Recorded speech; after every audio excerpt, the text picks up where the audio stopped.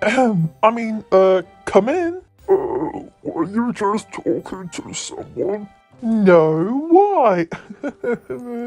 Twilight, I have something very important to discuss with you. If it is about leaving early yesterday, I didn't have any students on my schedule. And I was having a magical emergency, which it actually turned out to be nothing. It's not anything like that. Melissa, the Princess of Love, in light of her independent assassination to the throne of Equestria, and in anticipation of her many duties and responsibilities forthwith, does hereby intend to make good on her previous offer to you, Twilight, of replacing her as head mayor of the School of Friendship. I want you to take over the school when I move to Canterlot. I know, it's just so amazing. I'm a little. Do you think I'm really up for it? Of course you do. I've covered for you every time you've had to run off and save Equestria. But, yes, of course. Thank you, Melissa. You're welcome, Twilight, and I can't think of anybody who could be the better for the job. I'm a little nervous and excited, but mostly just nervous. I understand, of course, I have a lot of important responsibilities as a ruler of Equestria. I've always been available to help wherever you need. Are you supposed to be at a Royal Equestria's lesson with Principal David right now? Right. Can't underestimate the important responsibility of Royal Napkin. Wow, no biggie. Right, Phyllis? Totally got this. You know, I've never been proud that you've been officially offered the position of head mayor. Thanks. But I can't help wondering if it's gonna cut into our social schedule.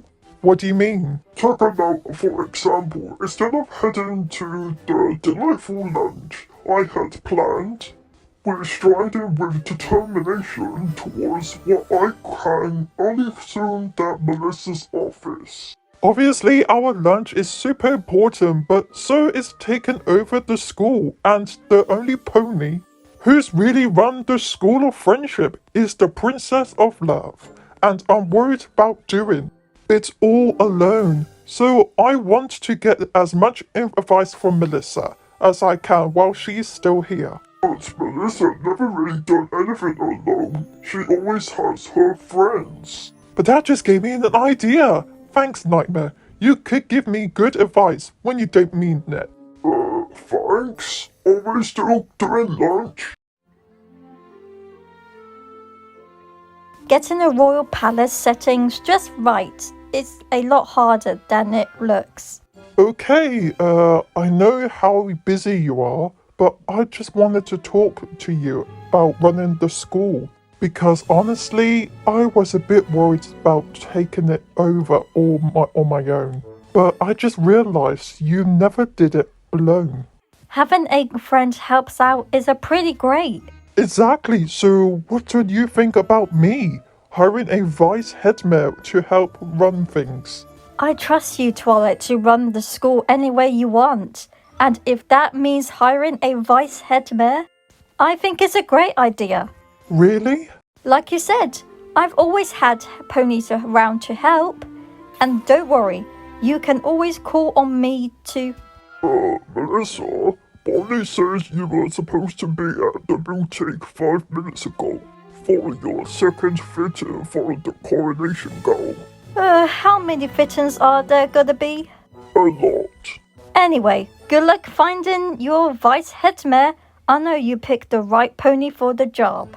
Wow, I heard the whole thing, and all I can say is I am humbled. Why? I haven't ever considered it, but hearing you say it out loud made me realize what a great and powerful vice head mayor I'll be. Plus, we'll get to work and socialize at the same time. Well, sure, that could be fun, but I can't just give you the job. Oh no, of course not! I can imagine there's a lengthy process to go through before your invincibility hired the best pony for the position. Wink. Exactly. I probably interviewed several ponies. Of course, several, wink. Why do you keep saying wink? I'm glad you all decided to be a part of the search for the School of Friendship Vice Headmare. Honestly, Twilight, if you're looking for some pony to fundraise, I can bring in enough bits to have several buildings named after me. Well, that's not a primary responsibility of the Vice Headmare, but any pony is welcome to apply. I think it's a selection process I've come up with a pretty. Since you have to prove you have what it takes to be Vice Headmare, I've designed the interview in 3 stages. Each stage will test a different skill the Vice Headmare needs. Only those who do well will move through the stages until finally the best candidate rises to the top. So without further ado, it's time for stage 1. Substituting for the teachers. One of the students get a sample of my great and powerful introduction. They might not want to go back to the regular faculty. Obviously, loyalty is the foundation of friendship and trust. But nothing gets more loyalty than a big stack of bits. This book on business will teach you all how to earn your own. Alright, remaining Vice Headmare candidates, welcome to stage 2. All of you are here because you perform well enough to face your next parent/teacher conferences. The Vice Headmare will need to be a master communicator. And I can't think of a better test of that than meeting with our students and their parents or guardians. I'm eager to look forward to sharing my love of science with both Peggotty and Progladios. Indeed, and the orchestra is made up of different parts and good communication is. A lifetime on stage has taught me that good communication is essential to holding your audience's attention, which is why it's also known as great and powerful. A life of a school of friendship is like a song, and she started out singing her part. Permissio Blossom is now Solin for Mentlio. That's good, right? Indeed. The science colloquium is at this school is somewhat lacking, but has taken the subject to smashing if fostered. I believe she could easily blaze a trail and expands our understanding of science itself. I really appreciate your honesty, Nightmare, and you're right. Parents expect a lot of detailed communication when it comes to their kids. And if you aren't comfortable with that, Vice Headmare probably isn't the job for you. What did you do? Well, I found the perfect little patch of doors to teleport into the school, and I guess I just didn't consider that possibility that a hive of flash bees might have nested there. Go with the students, I'll handle this. We'll talk about it later. Hey there, they're gone? Yes. Nice teamwork, am I right? Are you kidding me? I didn't know what your team you're on, but this isn't mine. This was disaster. It was dangerous. I think the words you're looking for are great and powerful. It wasn't even acceptable. You went from not taking it seriously to blowing things. So out of the proportion, you put students in danger, and I wanted to work with a husband.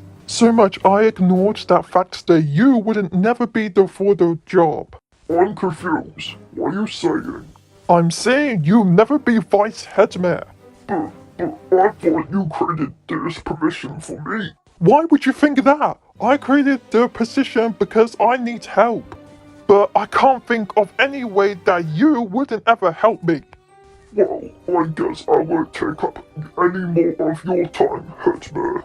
Twilight, I just thought I'd check in to see how the search for a Vice Headmare was going. A lot better now. Okay. I really wanted to be a friend, so I ended up pushing aside of some pretty big signs that it wasn't gonna work out. Not every pony is right for every job, but every pony has something to contribute. The trick is figuring out what. What if you and your friend can't figure it out? If you want to have a job to do, you have to decide what's best and be upfront and honest, even if that means you can't work with a friend on it. So I guess that means talking to them and beginning instead of stringing them along until you get so frustrated and totally lose it and say a bunch of really awful things. Pretty much. Nightmare, I know you're in there.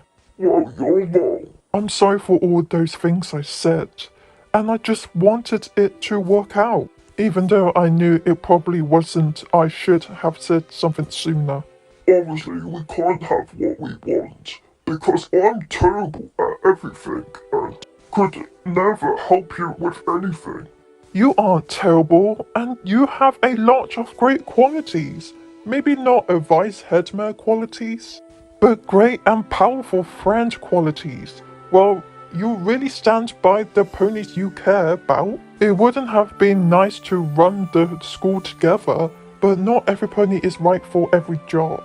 I know how you take your responsibilities seriously, and maybe I should have known I wasn't exactly a perfect fit. If it makes you feel any better, no pony was. What do you mean? Well, Nightmare Barney has decided to go back to his experiences, and Dash is worried. The responsibilities of a vice headmare will take too much time away from her music. Maybe getting a vice headmare was a bad idea. Twilight Heart, obviously you like some help, and hiring a vice headmare is a great idea. But who could it be? Well, you need to who's responsible like you and detail-oriented like Melissa and smart. Obviously, it is a school after all. It would be nice if I got along with them, since I haven't be a friend can't work out. And I knew as soon as I reached your scroll that I was the exactly right thing for me to do. But what about become a dad with our unborn children and me? Well, honestly, now I'm not hurting any humans to attack and revenge on the animatronics. There really isn't much for me to do outside of the occasional traditional festival, and working at a school is what I always thought I had to do. I mean, if you have me. Are you kidding? You're hired. More than that, actually, you really did give me a good advice. And you helped me talk through the problem to finding the right husband for the job. And we know you care about the students, but there's a position here at the school you might be rightful to. Would you say to being the School of Friendship's new student counselor? I say this almost needs a bit of redecorating. Potted plants scream desperation.